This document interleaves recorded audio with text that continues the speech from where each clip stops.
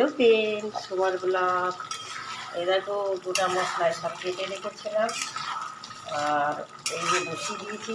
দেখো গোটা মশলা সব, পেঁয়াজ, তারপরে শুকনো লঙ্কা, আগে তেজপাতা দিলাম, আর তারপর তেজপাতা দিয়ে পেঁয়াজ দিয়ে ফোড়ন দিয়ে সব মশলা দিয়ে দিলাম। কাঁচা মশলা, কাঁচা লঙ্কা, রসুন, আদা সব দিয়ে দিলাম, সব গোটা গোটা, মানে কাটা, মানে কেটে কেটে কুচিয়ে রেখেছিলাম, সেগুলো দিয়ে এইটাকে আস্তে আস্তে হোক।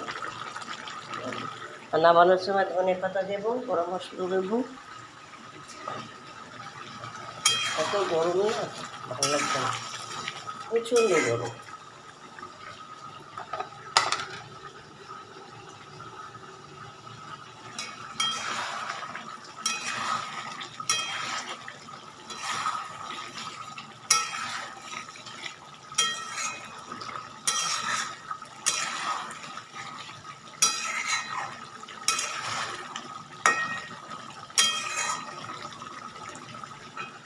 চলো একটু জল দিয়ে চাপা দিয়ে দিই, তাহলে তো মাংসটা সেদ্ধ হবে।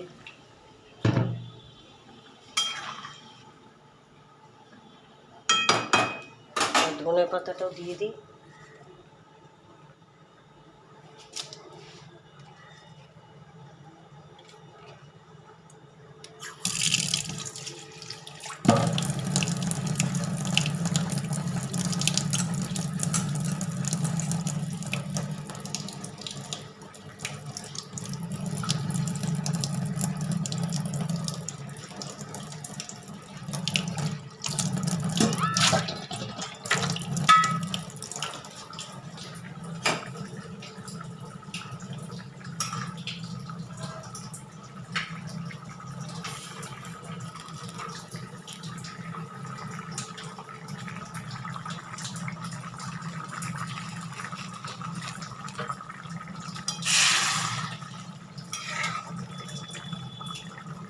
চলো গরম মশলা দিয়ে দিই, গরম মশলা নামানোর সময় দিলেই হবে।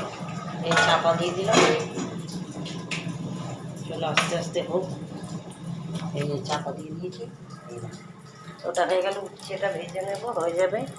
এক কারি বাসন আছে, তারপর দেখালাম তো এক কারি কাপড় কাচবো। দেখো এক কারি ভিজিয়ে রেখেছি, কাপড় কাচবো। এই দেখো এক কারি কাপড়, দেখো কত কাপড় আছে, সব কাচতে হবে। কাচবো, ঘর মুছবো, এখন অনেক কাজ আছে।